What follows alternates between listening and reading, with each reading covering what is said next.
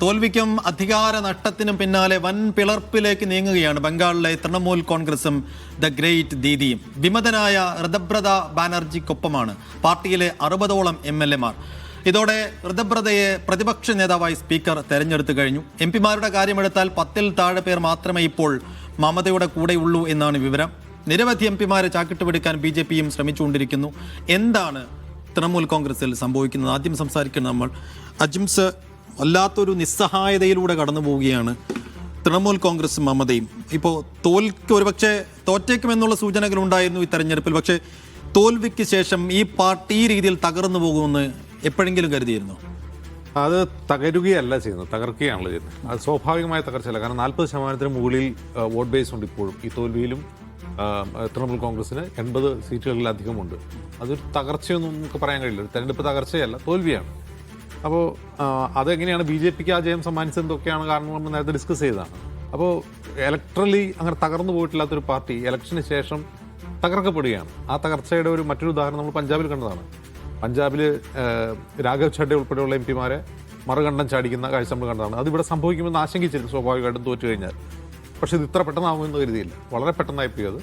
അത് create ചെയ്യപ്പെട്ടൊരു drama പോലെ. അതായത് പ്രതിപക്ഷ നേതൃസ്ഥാനത്തേക്ക് ഒരാളെ മമതാ ബാനർജി നിശ്ചയിക്കുന്നു. ആ മമതാ ബാനർജി നിശ്ചയിച്ച ആൾക്ക് വേണ്ടിയുള്ള പാർട്ടി കത്ത് MLA-മാർ ഒപ്പിട്ട് സ്പീക്കർക്ക് കൈമാറുന്നു. കൈമാറിയതിന് ശേഷമാണ് പറയുന്നത് ഞങ്ങളുടെ രണ്ടുപേരുടെ ഒപ്പ് ഫേക്കാണെന്ന് പറഞ്ഞുകൊണ്ട് 2 MLA-മാർ രംഗത്ത് വരുന്നു. അവരെ പിന്നീട് തൃണമൂൽ കോൺഗ്രസ് പുറത്താക്കുന്നു. ഇപ്പോൾ ആ 2 MLA-മാർ പറയുന്നത് ഞങ്ങളുടെ കൂടെയാണ് കൂടുതൽ MLA-മാർ എന്നുള്ളതാണ്. അപ്പോൾ നമുക്ക് മനസ്സിലാവും കൃത്യമായി തൃണമൂൽ കോൺഗ്രസിനെ ടാർഗറ്റ് ചെയ്തുകൊണ്ടുള്ള സംഭവമാണെന്ന്. നമുക്കറിയാം 2024 ലോക്സഭാ തെരഞ്ഞെടുപ്പിൽ BJP പ്രതീക്ഷിച്ചത് 400 പാർ 400-ലധികം സീറ്റുകളാണ്. അപ്പോൾ 400-ലധികം സീറ്റ് കിട്ടി അവർ വളരെ പ്രധാനപ്പെട്ട സ്വപ്നതുല്യമായ ചില പദ്ധതികളുമായിട്ടാണ് രംഗത്ത് വരുന്നത്. ഭരണഘടനാ ഭേദഗതി ഉൾപ്പെടെയുള്ള ചില പദ്ധതികൾ.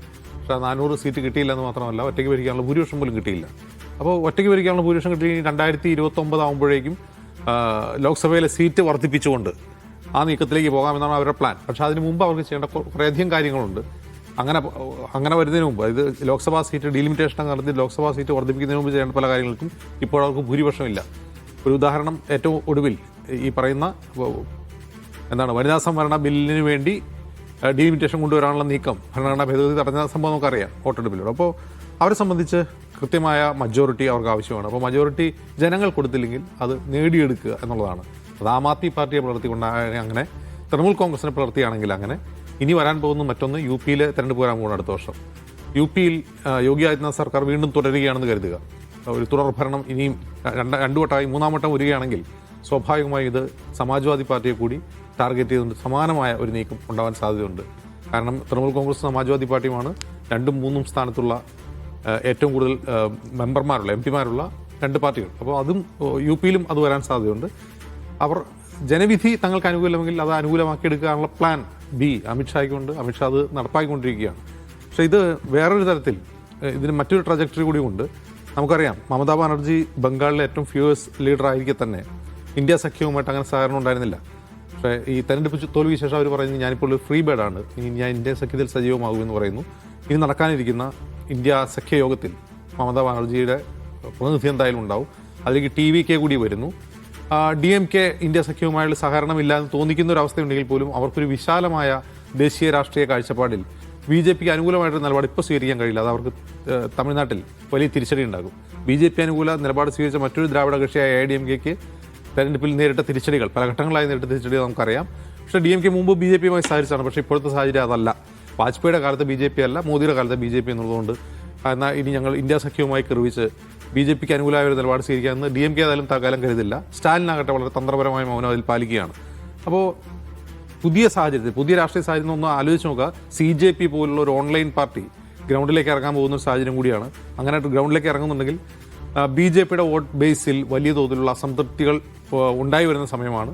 വരാൻ പോകുന്ന 2 വർഷം പല സംസ്ഥാനങ്ങളിലും തെരഞ്ഞെടുപ്പ് നടക്കാൻ പോവുകയാണ്. പഞ്ചാബ് ഉൾപ്പെടെ UP ഉൾപ്പെടെയുള്ള വലിയ സ്റ്റേറ്റുകളിൽ തെരഞ്ഞെടുപ്പ് നടക്കാൻ പോവുകയാണ്.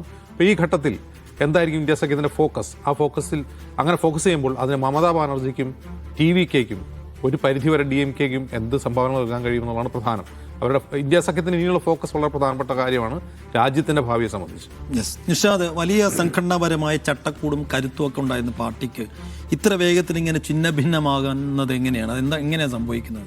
അല്ല, ഒന്നാമത്തെ കാര്യം പരാജയങ്ങളാണ് അകത്തുള്ള എല്ലാ തരത്തിലുള്ള അതൃപ്തികളെയും പുറത്തു കൊണ്ടുവരിക. മമതാ ബാനർജി കഴിഞ്ഞ 28 വർഷമായിട്ട് അവരൊരു പാർട്ടി ഉണ്ടാക്കിയിട്ട് സുശക്തയായ ഒരു നേതാവായി ഒരു ദൃഢഘടനയുള്ള പാർട്ടിയായിട്ട് അതിനെ കൊണ്ടു നടക്കുകയാണ്. അവർ തുടർച്ചയായി ജയിക്കുന്നു, 3 തവണ വിജയിക്കുന്നു. രാജ്യത്ത് തന്നെ ഏറ്റവും ശ്രദ്ധയായിട്ടുള്ള വിമൻ നേതാവാണ്. അവരുടെ പാർട്ടി തുടർച്ചയായി അധികാരത്തിലുണ്ട്, അവർക്ക് MP മാരുണ്ട്. ഒരു പവർഫുൾ പാർട്ടിയുടെ പവർഫുൾ ലീഡറായിരുന്നു അവർ. പക്ഷേ ഇപ്പോൾ അവർ തോറ്റു. അപ്പോൾ ആ പാർട്ടിക്കകത്ത് നിന്ന് വിമതത്തിൻ്റെ ശബ്ദമുയർന്നു വരിക സ്വാഭാവികമാണ്. കഴിഞ്ഞ 15 വർഷവും ആ പാർട്ടിക്കകത്ത് എന്തുണ്ട്?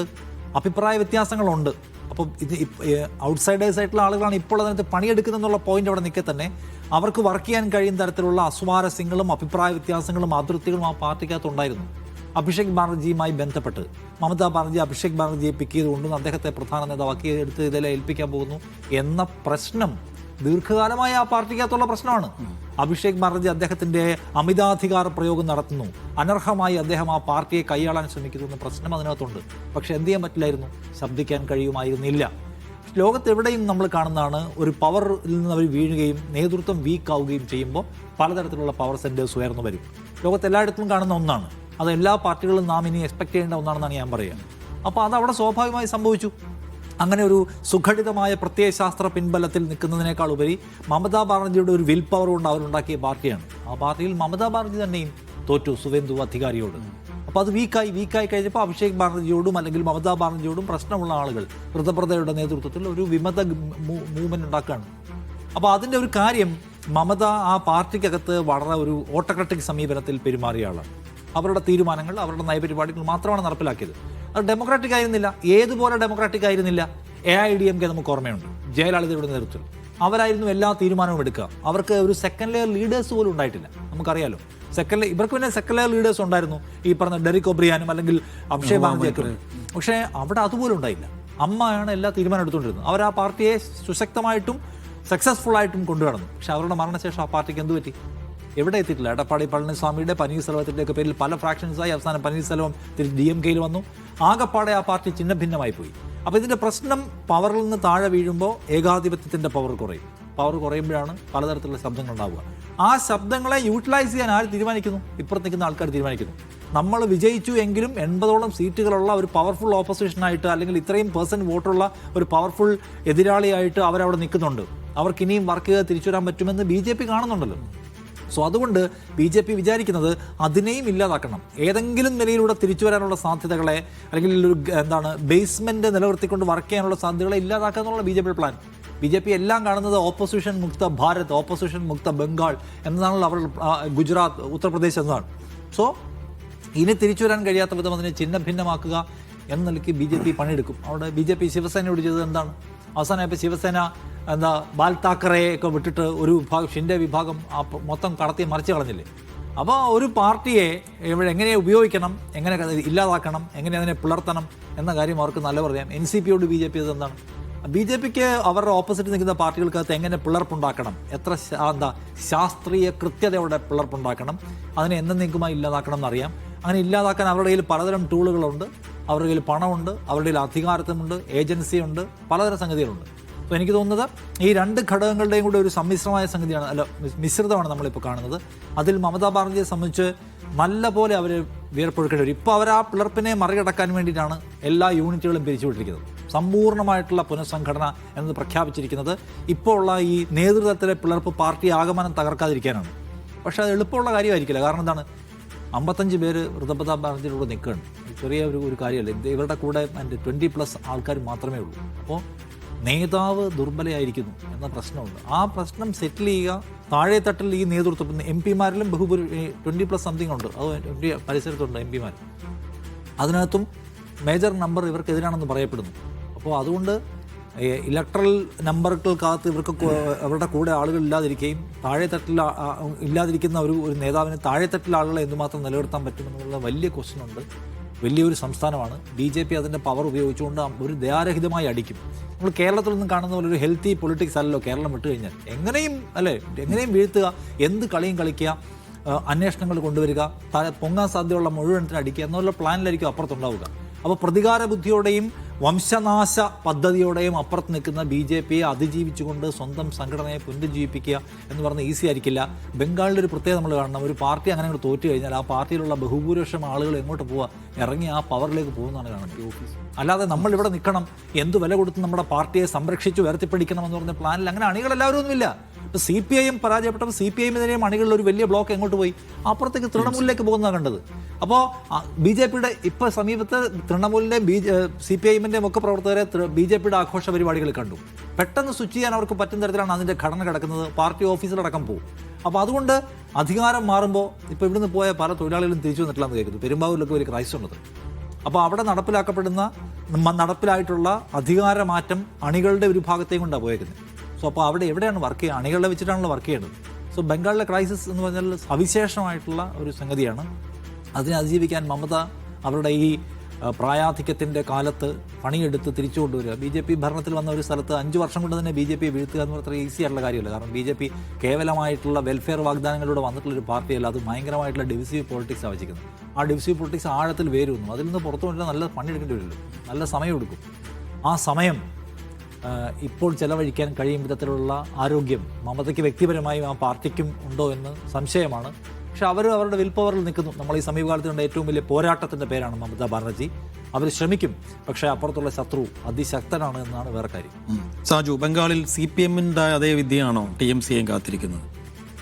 ഏതായാലും മമതയെ സംബന്ധിച്ചിടത്തോളം ഇത് മറികടക്കുക എന്നത് ചെറിയ കളിയൊന്നും ആയിരിക്കില്ല. കാരണം അവരുടെ ജീവിതത്തിൽ തന്നെ അവർ വലിയ വെല്ലുവിളികളെ പല ഘട്ടങ്ങളിൽ നേരിട്ടിട്ടുണ്ടാവും. പക്ഷേ ഇതുപോലെ കൂടെ നിന്നവരെ എല്ലാവരും കൂടെ ഒരുമിച്ച് മറുകണ്ഠം ചാടുക അല്ലെങ്കിൽ പിന്നിൽ നിന്ന് കുത്തുക എന്ന് പറയുന്ന ഒരു ഏർപ്പാട് ഈ തെരഞ്ഞെടുപ്പ് തോൽവിക്കിടയിലും മമത പ്രതീക്ഷിച്ചിട്ടുണ്ടാകും. ഒന്നാമത്തെ കാര്യം തന്നെ മമത ഭരണത്തിൽ നിന്ന് ഇറങ്ങേണ്ടി വരും എന്നുപോലും കരുതാത്ത രീതിയിലുള്ള ഫൈറ്റ് നടത്തി മുന്നോട്ട് പോകുന്നതിനിടയിലാണ് ഈ തിരഞ്ഞെടുപ്പിൽ തന്നെ തിരിച്ചടി വന്നത്. അത് കഴിഞ്ഞപ്പോൾ എന്താണ് സംഭവിച്ചത്?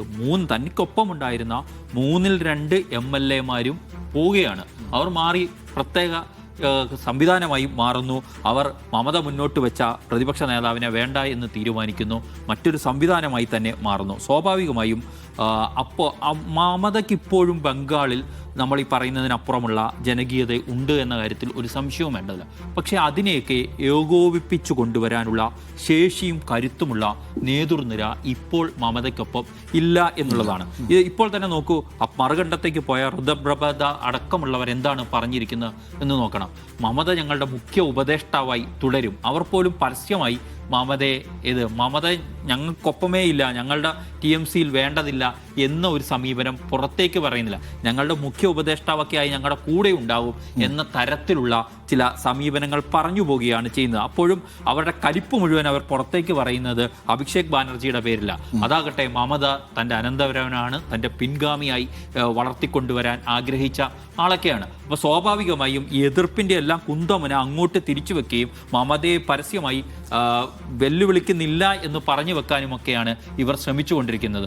പക്ഷേ നമ്മൾ മനസ്സിലാക്കേണ്ടത് BJPയുടെ സഹായമാണ് ഇപ്പോൾ വിമതപക്ഷത്തിന് കിട്ടിക്കൊണ്ടിരിക്കുന്നത്. BJPയുടെ ലക്ഷ്യം എന്താണ്? അവർക്ക് ശക്തമായ പ്രതിപക്ഷം അവിടെ ഉണ്ടാവരുത്.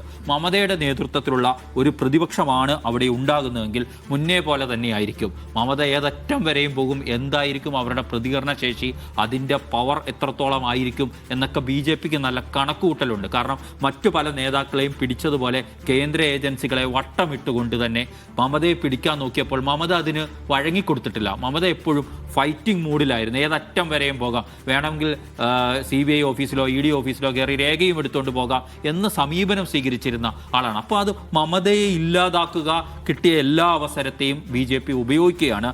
ഇതിനെ മറികടക്കാൻ മമത നേരിടുന്ന ഏറ്റവും പ്രധാനപ്പെട്ട പ്രശ്നം തനിക്കൊപ്പം ഇപ്പോൾ കരുത്തരായ നേതാക്കളുടെ നിരയില്ല. പാർട്ടി അടിത്തട്ടിൽ നിന്ന് വളർത്താൻ ഉള്ള നേതാക്കൾ വേണം, അതില്ല എന്നുള്ളതാണ്. യെസ്, എന്തായാലും PV അൻവർ നൈസായി രക്ഷപ്പെട്ടു. അല്ലെങ്കിൽ ഋതബ്രതക്കൊപ്പമാണോ മമതക്കൊപ്പമാണോ എന്ന് മറുപടി പറഞ്ഞ് പെട്ടുപോയത്. വീണ്ടും സ്വാഗതം ഫൈനൽ ആർഗ്യുമെന്റിലേക്ക്. തെരഞ്ഞെടുപ്പ് കാലത്ത് വാഹനപ്രേമികൾക്ക് ഇന്നത്തെ മുഖ്യമന്ത്രി നൽകിയ വാഗ്ദാനമായിരുന്നു വാഹന മോഡിഫിക്കേഷനിലെ നിയന്ത്രണങ്ങളിൽ ഇളവ് നൽകുമെന്നത്. മുഖ്യമന്ത്രിയായതിനു ശേഷം ഈ വിഷയത്തിൽ VD സതീശൻ നൽകിയ ചിരി മറുപടി വലിയ വൈറലായതുമാണ്. ഒടുക്കം ഇപ്പോൾ ആ വാഗ്ദാനം പാലിക്കാൻ സർക്കാർ ഒരുങ്ങുകയാണെന്ന് കേൾക്കുന്നു. മോഡിഫിക്കേഷൻ കാര്യത്തിൽ നടപ്പാക്കാൻ പോകുന്ന ഇളവുകളുടെ ലിസ്റ്റ് പുറത്തു വന്നിട്ടുണ്ട്.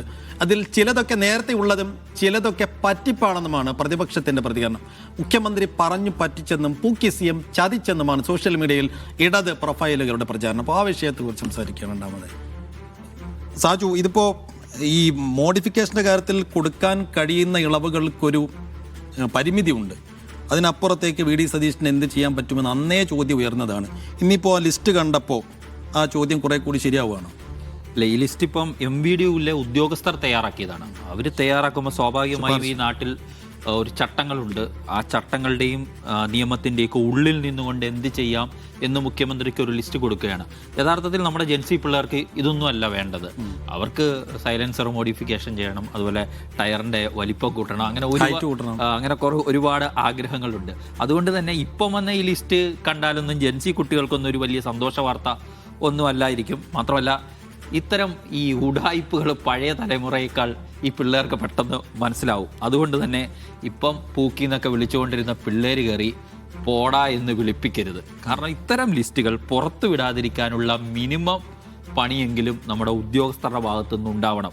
ഇത് മുഖ്യമന്ത്രിക്ക് മുന്നിൽ വന്നു കഴിഞ്ഞാൽ മുഖ്യമന്ത്രി തന്നെ ഇതെന്താണ് എന്ന് ചോദിക്കും. കാരണം ഈ 18 തരം മോഡിഫിക്കേഷൻ കേട്ടപ്പോൾ നമുക്ക് തന്നെ മുഖത്തോട് നോക്കിയാൽ ചിരി വരുന്ന അവസ്ഥയാണ്. ഫ്ലോറിൽ മാറ്റിടാം എന്നതടക്കമുള്ള നിർദ്ദേശങ്ങൾ ഇതിനകത്തുണ്ട്. അതായത് കുട്ടികൾ വാഹനപ്രേമികളെല്ലാം ധരിച്ചിരുന്ന എന്തോ വലിയ ഇളവുകൾ കിട്ടും. ഇപ്പൊ അവസ്ഥ എന്താന്ന് പറഞ്ഞാൽ മല എലിയെ പ്രസവിച്ചതെന്നൊക്കെ പറയത്തില്ലേ, അതുപോലത്തുള്ള അവസ്ഥയിലാണ് ഈ ലിസ്റ്റ് കണ്ടപ്പം എല്ലാവരും സ്റ്റിക്കർ മാറ്റാന്നുള്ളത് മാത്രമാണ് അവർക്ക് കുറച്ചെങ്കിലും ചില ആശ്വാസം. അതിനൊക്കെ തന്നെ അനുമതി വേണം എന്നൊക്കെ കുറെ വ്യവസ്ഥകളൊക്കെ വെച്ചിട്ടുണ്ട്. സ്പീക്കർ വെക്കുന്നത് ഒരു സംഗതിയല്ലേ, അത് അകത്ത് വെക്കുന്ന കാര്യം ഇതൊക്കെ. പക്ഷെ ഇതിനകത്ത് പലതും ഉണ്ടല്ലോ. ഈ ആളുകൾ ഇപ്പൊ തന്നെ ചെയ്തുകൊണ്ടിരിക്കുന്നതൊക്കെയാണ്, അതിന് അനുമതി ഉണ്ടോ എന്നതൊക്കെ രണ്ടാമത്തെ പ്രശ്നമാണ്. പിന്നെ ഇപ്പം ഈ ഇന്നത്തെ ലിസ്റ്റ് കണ്ടപ്പോൾ ഇതൊരു വൻ കണ്ടുപിടുത്തമൊന്നുമില്ല. ഇത് തയ്യാറാക്കിയ ഉദ്യോഗസ്ഥർക്കോട് നമുക്കൊരു കാര്യം പറയാനുള്ളൂ. ഒരു കാര്യം നടക്കില്ലെന്ന് വെടിപ്പായി ഭരണാധികാരികളുടെ മുഖത്ത് നോക്കി പറയാനാണ് ഉദ്യോഗസ്ഥർ തയ്യാറാവേണ്ടത്. അല്ലാതെ ഇതുപോലെ തട്ടിക്കൂട്ടി ലിസ്റ്റും ഒക്കെ ആയിട്ട് വന്നിട്ട്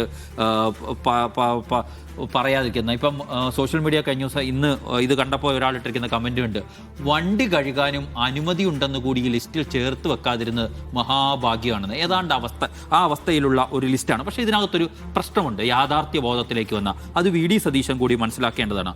1986 മോട്ടോർ വാഹന നിയമം വകുപ്പ് 52 പറയുന്നത് വാഹന നിർമ്മാതാക്കൾ അനുവദിക്കുന്നതിന് അപ്പുറമുള്ള ഒരു മോഡിഫിക്കേഷനും പറ്റില്ല എന്നുള്ളതാണ്.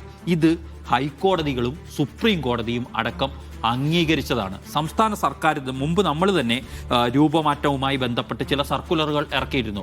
അത് സംബന്ധിച്ച് അതിനെ അംഗീകരിച്ചുകൊണ്ട് MVDയുടെ സർക്കുലർ അംഗീകരിച്ചുകൊണ്ട് ഹൈക്കോടതിയുടെ ഡിവിഷൻ ബെഞ്ച് ഉത്തരവിട്ടു. പക്ഷേ 2019 സുപ്രീം കോടതി അതെടുത്ത് തോട്ടിക്കളഞ്ഞു. ഞാൻ കഴിഞ്ഞ തവണ ഇതേ വിഷയം എടുക്കുമ്പോൾ പറഞ്ഞിരുന്നു, മൂന്നാറിൽ ഡബിൾ ഡെക്കർ ബസ്സിന് ഹെഡ്ലൈറ്റ് വെച്ചിട്ട് ഹൈക്കോടതി ഈ ഉത്തരവിൻ്റെ അടിസ്ഥാനത്തിലാണ് പറ്റില്ല, ഒരു ഒറ്റ ഹെഡ്ലൈറ്റ് വെച്ചതിൻ്റെ അടിസ്ഥാനത്തിലാണ്.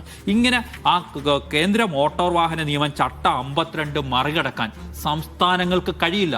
സംസ്ഥാനത്ത് മാത്രമായി ഒരു നിയമ ഭേദഗതി കൊണ്ടുവന്നാൽ കഴിയില്ല. ഈ വിദേശത്ത് നിന്ന് ഇറക്കുന്ന വാഹനങ്ങളുണ്ടല്ലോ, അതിനു പോലും പ്രോട്ടോടൈപ്പ് എന്ന് പറഞ്ഞൊരു ടെസ്റ്റ് ഉണ്ട്. ആ ടെസ്റ്റ് കഴിഞ്ഞു കഴിഞ്ഞാൽ ഒരുവിധ മോഡിഫിക്കേഷനും അതിൽ പറ്റില്ല എന്നുള്ളതാണ്. അത്ര സുശക്തമായ നിയമം നിൽക്കുമ്പോൾ മുഖ്യമന്ത്രി ചില ഇളവുകൾ നൽകും, സുരക്ഷയ്ക്കും പരിസ്ഥിതിക്കും ബാധിക്കാത്ത ചില ഇളവുകൾ നൽകും എന്ന് പറഞ്ഞതിനെ അത് വലിയ പ്രതീക്ഷയോടെ വാഹനപ്രേമികൾ കൈയടിച്ചു എന്നുള്ളത് വസ്തുതയാണ്.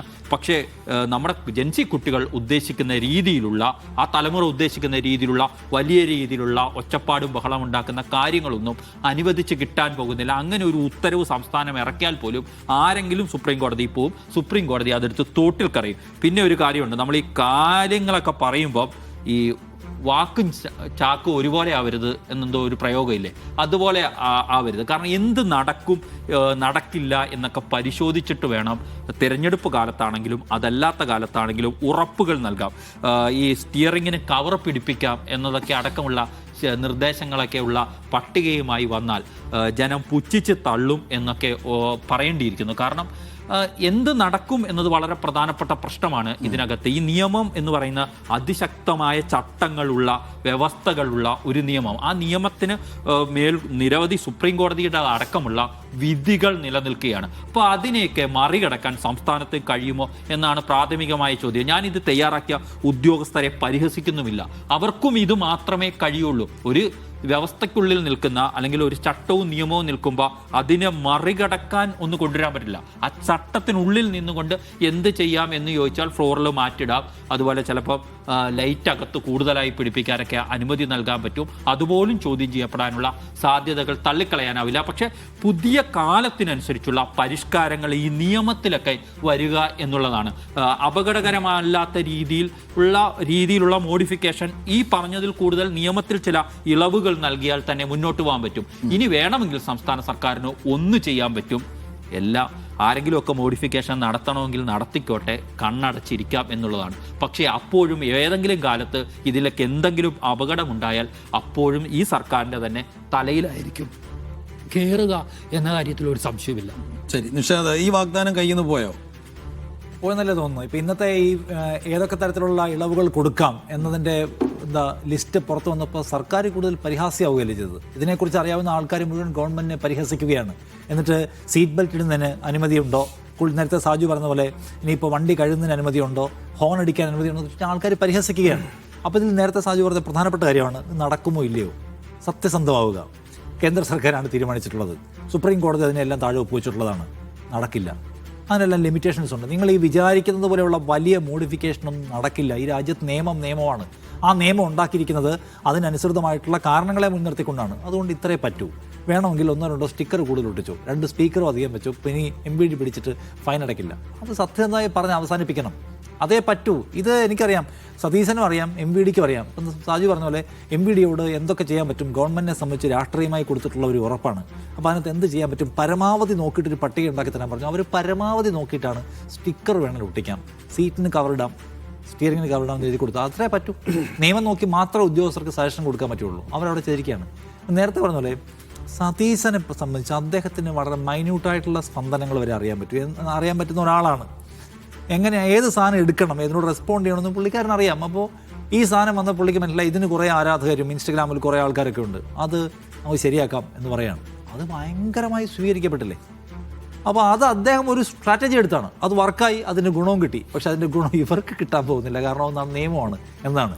അപ്പോൾ സതീശൻ വളരെ ബുദ്ധിപരമായിട്ട് ഉപയോഗിച്ചു. എനിക്ക് തോന്നുന്നൊരു കാര്യമാണ്, സതീശന് എതിരാളികളുടെ ഉറക്കത്തിൻ്റെ ആഴം വരെ അളക്കാൻ കഴിയുന്നതൊക്കെ നമ്മൾ പറയില്ല, അതുപോലുള്ള പരിപാടി പുള്ളിക്കറിയാം. ആ പുള്ളി അത് ഉപയോഗിച്ച് നോക്കിയാണ്. ഇത് പക്ഷേ അത് എന്താണ്, വളരെ ലിമിറ്റേഷൻസ് ഉള്ള ഒരു സംഗതിയാണ്. അതിനി ഗവൺമെൻറ് പറയണം, നമ്മൾ പരമാവധി അതിനോട് അനുഭാവ സമീപനമാണുള്ളത്. സംസ്ഥാന സർക്കാരിനും പരമാവധി പുതിയ ചെറുപ്പക്കാരുടെ താല്പര്യങ്ങളൊക്കെ ഒപ്പിച്ചുകൊണ്ട് ഇതെല്ലാം ഒരു ഫ്ലെക്സിബിൾ ആവണം എന്നുള്ള ആഗ്രഹമുണ്ട്. പക്ഷേ കേന്ദ്ര നിയമം അവിടെ നിൽക്കുകയാണ്. എങ്കിലും നിങ്ങൾ പരമാവധി നോക്കുന്നു, നിങ്ങൾ സ്റ്റിക്കറോ ലൈറ്റോ ഒക്കെ വെച്ചിട്ട് മാനേജ് ചെയ്യാം എന്ന് പറഞ്ഞ് അവസാനിപ്പിക്കണം. അല്ലാതെ ഇനി ഇതിലും കിടന്ന് കെട്ടിമറിയാൻ നിൽക്കുന്നത് നാണക്കേടാകുമെന്ന് എനിക്ക് തോന്നുന്നു. അജിംസ്, ഇതിനേക്കാൾ കൂടുതൽ നൽകണമെന്നുണ്ടെങ്കിൽ നിയമ ഭേദഗതി വേണം, കുറെ കൂടി സ്ട്രോങ് ആയ ഡിസിഷൻസും എഫേർട്ടൊക്കെ വേണം. അങ്ങനെ ഒരു എഫേർട്ടിന് ഈ വിഷയത്തിൽ മുതിരുവോ സർക്കാർ? ഈ മോഡിഫിക്കേഷൻ എന്ന് പറയുമ്പോൾ എന്ത് മോഡിഫിക്കേഷനാണ് താങ്കൾ ആഗ്രഹിക്കുന്നത് എന്നൊരു ചോദ്യം കൂടി ഉണ്ടല്ലോ. ഇത് പ്രകടന പത്രികയിലുള്ള വാഗ്ദാനമാണോ സാജു? അല്ല, പ്രകടന പത്രികയിലൊന്നുമില്ല. ഒരു ബൈറ്റ് എടുക്കുന്ന സമയത്ത് ഏതോ ഒരു പൂക്കി ജേർണലിസ്റ്റ് ചോദിച്ചു മോഡിഫിക്കേഷൻ സമ്മതിക്കുമോ? പിന്നെ സമ്മതിക്കില്ലേ, ഇത്രയേ ഉള്ളൂ. അല്ലാതെ ഒരു രാഷ്ട്രീയ ബാധ്യതയൊന്നുമല്ല വി.ഡി. സതീശനെ സംബന്ധിച്ച്. ശേഷം വീണ്ടും ചോദിച്ചു പറയട്ടെ നടപ്പിലാക്കാനാണ് നമ്മൾ വന്നിരിക്കുന്നത്. ഞാൻ പറയട്ടെ. അപ്പോഴാണ് ഞാൻ ചോദിക്കുന്ന ആദ്യത്തെ ചോദ്യം, എന്ത് മോഡിഫിക്കേഷനാണ് നിങ്ങൾ ആഗ്രഹിക്കുന്നത്? എന്ത് മോഡിഫിക്കേഷൻ ആവാം, എന്ത് മോഡിഫിക്കേഷൻ പാടില്ല എന്നുള്ളത് സുപ്രീം കോടതി റൂളിംഗ് 2019 വ്യക്തമായിട്ടുണ്ട്. അജിംസെ, ഒരു ചോദ്യം. അജിംസ് വണ്ടി ഉപയോഗിക്കുന്ന ആളല്ലേ? അജിംസിന്റെ വണ്ടിക്ക് സ്റ്റിയറിംഗിന് കവറുണ്ടോ? ഇല്ല. സ്റ്റിയറിംഗിന് കവർ നമ്മൾ ഉപയോഗിക്കാറില്ല എല്ലാവരും. അത് എന്റെ വണ്ടിക്കും ഉണ്ട്, കവറുണ്ട്. ആ കവർ ഇത്രയും കാലം നിയമവിരുദ്ധമായിരുന്നു എന്ന് നമ്മൾ നിയമവിരുദ്ധമല്ല, ഇത്രയും നാളും നിയമവിരുദ്ധം. അവിടെയാണ് സാജുവിന് തെറ്റിയത്. അതായത് ഇന്ന് MVD കൊടുത്തിട്ടുള്ള സജഷൻസ് ഉണ്ടല്ലോ, ആ സജഷൻ സുപ്രീം കോടതി 2019 അനുവദിച്ച കാര്യങ്ങളാണ്. അതായത് ടവിങ് ഹാൻഡിൽ, അതായത് നമുക്ക് കെട്ടിവലിച്ചുകൊണ്ട് പോകാനുള്ള കൊളുത്ത്, അങ്ങനെയുള്ള ചെറിയ കോസ്മെറ്റിക് ആയിട്ടുള്ള ചേഞ്ചസ് സുപ്രീം കോടതി അനുവദിച്ചിട്ടുള്ളതാണ്. അതിൽ പലതും MVDയുടെ അനുമതി പോലും വേണ്ടാതെ നമുക്ക് ചെയ്യാം. ഇപ്പോൾ ഒരു ഉദാഹരണം പറഞ്ഞാൽ, ഇപ്പോൾ നമ്മൾ ഉപയോഗിക്കുന്ന എല്ലാ വാഹനങ്ങളിലും മറ്റേ ആൻഡ്രോയിഡ് സിസ്റ്റം ഉണ്ടാവണമെന്നില്ല, അല്ലെങ്കിൽ മറ്റേ ആപ്പിളിൻ്റെ കാർ സിസ്റ്റം ഉണ്ടാവണമെന്നില്ല. അത് വയ്ക്കാനൊക്കെ സുപ്രീം കോടതി അനുവദിച്ചിട്ടുള്ളതാണ്. കാരണം പുതിയ സാങ്കേതിക വിദ്യയാണ് വരുന്നത്, അതൊക്കെ നമുക്ക് ഉപയോഗിക്കാം. MVDയുടെ അനുമതിയോടെ ചെയ്യേണ്ട ചില മോഡിഫിക്കേഷൻസ് ഉണ്ട്. അതാണ് പുറത്തുള്ള സ്റ്റിക്കർ ഒട്ടിക്കുക. അതായത് നമ്മൾ റോഡിൽ വണ്ടി പോകുമ്പോൾ മറ്റു വാഹനങ്ങൾക്ക് ഡിസ്ട്രാക്ഷൻ ഉണ്ടാകുന്ന തരത്തിലുള്ള മോഡിഫിക്കേഷൻസ് അത് MVDയുടെ അനുമതിയോടെ ചെയ്യാവുള്ളൂ. ഇപ്പോൾ നമ്മൾ നേരത്തെ അങ്ങനെ തന്നെയല്ലേ ഓട്ടി വണ്ടി എന്ന് പറഞ്ഞ് നമ്മൾ ഇറക്കുമ്പോൾ സ്റ്റിക്കർ ഒട്ടിച്ചിട്ട് പോകണല്ലോ നമ്മുടെ വണ്ടി. അല്ല, പക്ഷെ അത് നേരത്തെ അങ്ങനെ തന്നെയല്ലേ? അതെ, അല്ല, അത് നിയമപ്രകാരം സുപ്രീം കോടതി സ്ട്രിക്റ്റർ റൂൾസ്. നമ്മുടെ രാജ്യത്തെ ഏറ്റവും വലിയ പ്രധാന പ്രശ്നം നിയമം ഉണ്ടാവും, നിയമം എൻഫോഴ്സ് ചെയ്യില്ല. ഒരേ ഏജൻസികൾ നിയമം എൻഫോഴ്സ് ചെയ്യില്ല. അതാണ് തർക്കമാവുന്നത്. ഇതൊരു മലയാളി കൊടുത്ത കേസിലാണ്, ഒരു RTOയ്ക്കെതിരെ മലയാളി കൊടുത്ത കേസിലാണ് സുപ്രീം കോടതി ഈ വിധി വന്നത്. അപ്പോൾ ഈ എൻഫോഴ്സ്മെന്റ് സ്ട്രിക്റ്റ് ആക്കുക, അതിന് കറക്റ്റായ ഗൈഡ് ലൈൻസ് പുറപ്പെടുവിക്കുകയാണ് സുപ്രീം കോടതി ചെയ്തത്. എന്തൊക്കെയാവാൻ പാടില്ല, ചില കാര്യങ്ങൾ അനുമതിയോടെയും പാടില്ല. അത് ചേസി കട്ട് ചെയ്ത് കളയുക, നീളം കുറയ്ക്കുക, അതൊന്നും ഒരിക്കലും എൻജിൻ മാറ്റുക, ഇതൊന്നും ഒരിക്കലും അനുവദിക്കില്ല. അപ്പോൾ ഇത് ഇന്ത്യയിൽ മാത്രമല്ല, ലോകത്തൊട്ടുമിക്ക രാജ്യങ്ങളിൽ ഇതേ രീതിയാണ്. അപ്പോൾ മോഡിഫിക്കേഷൻ നടത്തുന്ന രാജ്യങ്ങളുണ്ടല്ലോ, അപ്പോൾ നമ്മളിപ്പോൾ യൂറോപ്യൻ സിനിമകളിലേക്ക് കാണാറുണ്ട്, മോഡിഫൈ ചെയ്ത വാഹനങ്ങൾ കാണാറുണ്ട്. അവരതിനെന്ത് ചെയ്യുന്നു, അതിനൊരു സിസ്റ്റമാക്കി വളർത്തിയെടുക്കുകയാണ് മോഡിഫിക്കേഷനെ. ഇപ്പോൾ മോഡിഫിക്കേഷൻ ഇപ്പോൾ ഇന്ത്യയിൽ ഇപ്പോൾ അനുവദനീയമായ മോഡിഫിക്കേഷൻ ഉണ്ട്. നമുക്ക് എത്ര വണ്ടി ഓടിക്കുന്നവർക്കറിയാം എത്ര അനുവദനീയമാണ്, എത്ര അനുവദനീയമല്ല. ഇപ്പോൾ വിൻഷീൽഡിൽ കറുത്ത ഫിലിം ഒട്ടിക്കുന്നത് ഒരു കാലത്ത് സുപ്രീം കോടതി നിരോധിച്ച കാര്യമാണ്. സുപ്രീം കോടതി തന്നെ നിരോധനം ബാൻ ചെയ്തു. 50% നമുക്ക് ടിൻറ്റ് ചെയ്യാം. ഇത് ഇപ്പോഴും എൻ്റെ ഉൾപ്പെടെ കാറ് ടിൻറ്റ് ചെയ്യാത്ത ഗ്ലാസ് വാട്ടർ വണ്ടി ഓടിക്കൊണ്ടിരിക്കുന്നു. നമ്മൾ ഈ ചൂടത്ത് ആ വെയിലടിച്ചുകൊണ്ടാണ് ഓടിക്കുന്നത്. ഇത് ആൾക്കറിയില്ല.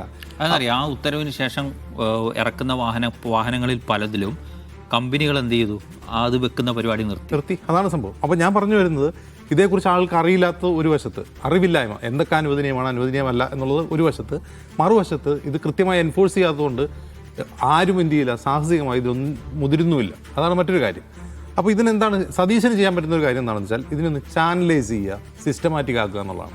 അതായത് എനിക്ക് വണ്ടിക്ക് മോഡിഫൈ വേണം, അനുവദനീയമായ മോഡിഫിക്കേഷൻ വരുത്തണമെങ്കിൽ പോലും MVDയുടെ അനുമതിയോടെ ആ അനുമതിക്ക് വേണ്ടി ഒരു ആപ്ലിക്കേഷൻ പോർട്ടൽ ഉണ്ടാക്കുക. ഇത് ആ അനുമതിക്ക് ശേഷം മാത്രം അനുവദനീയമായ വർക്ക്ഷോപ്പുകളിൽ ഇത് ചെയ്യാവും. തോന്നുന്നിടത്തൊക്കെ ചെയ്യാതിരിക്കുക. അനുവദനീയമായ വർക്ക്ഷോപ്പുകളിൽ ചെയ്തതിന് ശേഷം MVDയുടെ തന്നെ പരിശോധനയ്ക്ക് ശേഷം മാത്രം അത് റോഡിൽ അനുവദിക്കുക. അപ്പോൾ ഇത് സിസ്റ്റമാറ്റിക്കായിട്ട് പോയിക്കോളും. അത്യാവശ്യം മോഡിഫിക്കേഷനൊക്കെ ആവാം, കോസ്മെറ്റിക് ആയിട്ടുള്ള മോഡിഫിക്കേഷൻ ആവാം, അനുവദനീയമായതാവാം. അപ്പോൾ സതീശിനിപ്പോൾ മുഖരക്ഷയുള്ളൊരു വഴി അനുവദനീയമായ മോഡിഫിക്കേഷൻ തന്നെ കൃത്യമായി എൻഫോഴ്സ് ചെയ്യുന്ന ഒരു സിസ്റ്റം ഉണ്ടാക്കിയെടുക്കുക എന്നുള്ളതാണ്. അല്ലാതെ വിചാരിക്കുന്നുണ്ടോ ഏതെങ്കിലും തരത്തിൽ വലിയ ഹാലോജൻ ബൾബുകളെ പിടിപ്പിച്ച് വണ്ടി ഓടിക്കാൻ പറ്റാത്ത വിധം, രാത്രികാലങ്ങളിൽ വണ്ടി ഓടിക്കാൻ പറ്റില്ല. ഇപ്പോഴും വലിയ ട്രക്കുകളിൽ ഈ വലിയ ഹാലോജൻ ഹെഡ്ലൈറ്റുകളാണ്. എതിരെ വരുന്ന വാഹനങ്ങൾക്ക് കടന്നു പോകാൻ പറ്റില്ല. അപ്പോൾ ഇത്രയും അപകടകരമായ മോഡിഫിക്കേഷൻ ഒരു കാരണവശാലും അനുവദിക്കാൻ പാടില്ല. ആളുകൾ ആഗ്രഹിക്കുന്നതും അങ്ങനെ വലിയ സിനിമയിലെ കാണുന്ന പോലുള്ള മോഡിഫിക്കേഷനും അല്ല. അത്യാവശ്യം കോസ്മെറ്റിക് ആയിട്ടുള്ള 2 സ്റ്റിക്കർ ഒട്ടിക്കാനുള്ള അനുവാദം, അല്ലെങ്കിൽ ഒരു ലൈറ്റ് ഷോയ്ക്കാണ്, ചിലപ്പോൾ കത്തിക്കാൻ വേണ്ടിയല്ല, മുകളിൽ 2. ഇതൊക്കെയാണ് ചെറുപ്പക്കാർ ആഗ്രഹിക്കുന്നത്. അല്ലാണ്ട് അവർ സിനിമയിൽ കാണുന്ന പോലെ വലിയ സംഭവത്തിന് വേണ്ടി ആയിരിക്കില്ല. പിന്നെയുള്ള വേറൊരു കമ്മ്യൂണിറ്റി ഈ 4-വീലർ ഡ്രൈവ്, ഓഫ് റോഡ് ഡ്രൈവേഴ്സ് ആണ്. അവിടെ നമ്മൾ ശ്രദ്ധിക്കേണ്ടത്, ഓഫ് റോഡ് വെഹിക്കിൾസിൽ ഒരുപാട് മോഡിഫിക്കേഷൻ ആഗ്രഹിക്കുന്നവരുണ്ട്. അതൊരു ഷോയുടെ ഭാഗമായിട്ടാണ്. അതിനുവേണ്ടി നമ്മൾ വേറെ തന്നെ ഒരു റെജീം തുടങ്ങണം എന്നാണ് പറയാം. അങ്ങനെയുള്ള വണ്ടികൾ റോഡിൽ ഇറക്കണ്ട, അവർ ഓഫ് റോഡ് ഓടിച്ചോട്ടെ. ഇപ്പോൾ 4-വീൽ ഡ്രൈവുകാർ വലിയ ഷോസ് നടത്തുന്നുണ്ടല്ലോ, വലിയ ജമ്പിങ് അത് നടത്തുന്നുണ്ട്. അത് റോഡിൽ ഓടിക്കണമെന്നേ, അത് ആ ഷോയ്ക്ക് വേണ്ടി മാത്രം. അതിനുവേണ്ടി പ്രത്യേക സിസ്റ്റം ഉണ്ടാകണം. അപ്പോൾ അതിന് സിസ്റ്റമാറ്റിക്കായിട്ടൊരു റെജീം ഉണ്ടാക്കി കഴിഞ്ഞാൽ തന്നെ സതീശിന് തൽക്കാലം മുഖന്വേഷിക്കാൻ പറ്റും. അതല്ലാതെ സുപ്രീം കോടതിയെയും കേന്ദ്ര നിയമങ്ങളെയും മാറ്റിമറിക്കാനൊന്നും PD സതീശന് സാധിക്കുമെന്ന് തോന്നുന്നില്ല. യെസ്. അപ്പോൾ വാഹനപ്രേമികൾക്ക് വാക്ക് നൽകിയത് മുഖ്യമന്ത്രിയാണ്. അദ്ദേഹം ഇതിനകത്തൊരു അന്തിമ തീർപ്പ് ഇപ്പോഴും പറഞ്ഞിട്ടില്ല. എന്ന് വെച്ചാൽ ഇത് MVD നൽകിയ ശുപാർശകളുടെ ഒരു ലിസ്റ്റ് മാത്രമാണ് പുറത്തു വന്നത്. അദ്ദേഹത്തിന് അവസാനമായി എന്ത് പറയാനുണ്ടാകുമെന്ന് നമുക്ക് കാത്തിരുന്നു വേണം.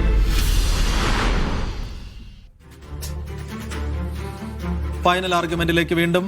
സോഷ്യൽ മീഡിയയിലെ തർക്കം, പ്രവാസി മലയാളിയുടെ ജീവനെടുത്ത അതീവ ദുഃഖകരമായ വാർത്ത കഴിഞ്ഞ ദിവസം കണ്ടു. കണ്ണൂർ സ്വദേശിയായ ഇസ്മായിൽ പൊന്നനെയാണ് ടിക്ടോക്ക് വൈരാഗ്യത്തിന്റെ പേരിൽ സുഹൃത്ത് കൊലപ്പെടുത്തിയത്. ഫ്രീ ടൈം ചെലവഴിക്കാനായി ഗൾഫ് പ്രവാസികൾ കാര്യമായി ആശ്രയിക്കുന്ന സോഷ്യൽ മീഡിയ ആപ്പാണ് ടിക്ടോക്ക്. പക്ഷേ അനാരോഗ്യകരമായ തർക്കങ്ങൾക്കും കുറ്റകൃത്യങ്ങൾക്കും ലഹരി ഇടപാടുകൾക്കും ഒക്കെയുള്ള ഉപാധിയാവുകയാണ് ടിക്ടോക്ക് അടക്കമുള്ള പല സോഷ്യൽ മീഡിയ ആപ്പുകളും. നിഷാദ്, എന്താണ് ടിക്ടോക്ക്? ഇപ്പോൾ കേരളത്തിലില്ല, ഗൾഫിലേ ഉള്ളൂ. ഞാൻ ഒരു 3-3.5 വർഷം ഖത്തറിലുണ്ടായിരുന്ന സമയത്തും ടിക്ടോക്കിന് എത്രമേൽ അവിടെ പ്രവാസികൾക്കിടയിൽ ഇൻഫ്ലുവൻസ് ഉണ്ടെന്ന് വ്യക്തമായി ബോധ്യപ്പെട്ട ഒരാൾ. ആ ഇൻഫ്ലുവൻസിനെ കുറിച്ച് സേഫ് ഒന്ന് പറയുക, കേൾക്കട്ടെ. സമയപരിമിതി ഉള്ളത് കൊണ്ട് അങ്ങേക്ക് അത് വിടുകയാണ്. അപ്പൊ ഈ ടിക്ടോക്ക് അടക്കമുള്ള ഞാൻ അറിയാൻ വേണ്ടി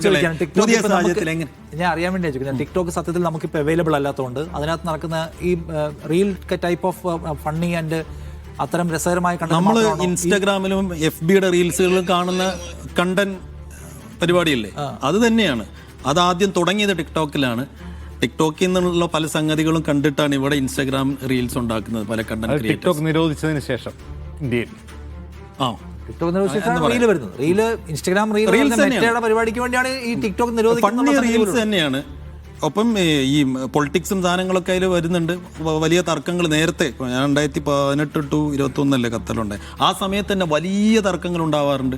സ്പോട്ടിൽ പോയിട്ട് ഇങ്ങനെ വെല്ലുവിളി ഉണ്ടാവാറുണ്ട്, അക്രമം ഉണ്ടാവാറുണ്ട്, ഇതൊക്കെ ഉണ്ടാവാറുണ്ട്. അന്നേ ഉള്ളതാ, അതിന്റെ തുടർച്ചയാണ്. പക്ഷെ ഇത് ഭയങ്കര സീരിയസ് ആയിട്ടുള്ള ഒരു സംഗതിയായിട്ട് തോന്നുന്നു. ആളുകൾ ഇത്തരം ഡിജിറ്റൽ പ്ലാറ്റ്ഫോമുകളെ ഭയങ്കര രസകരമായ കാര്യങ്ങൾക്ക് വേണ്ടിയും അല്ലെങ്കിൽ ഇൻട്രസ്റ്റിംഗ് ആയിട്ടുള്ള കണ്ടന്റ് ഉണ്ടാക്കാനുമുള്ള ഒരു വേദിയാക്കുന്നതിന് പകരം മനുഷ്യന്മാരെ അങ്ങാടിയിൽ പരസ്പരം വെല്ലുവിളിക്കുകയും അടിയുണ്ടാക്കുകയും ചെയ്യുന്നതിൻ്റെ ഒരു ഉപാധിയായിട്ട് ഡിജിറ്റൽ സ്പേസിനെ, വിർച്വൽ സ്പേസിനെ എടുക്കുക, എന്നിട്ട് വെല്ലുവിളികൾ നടത്തുക.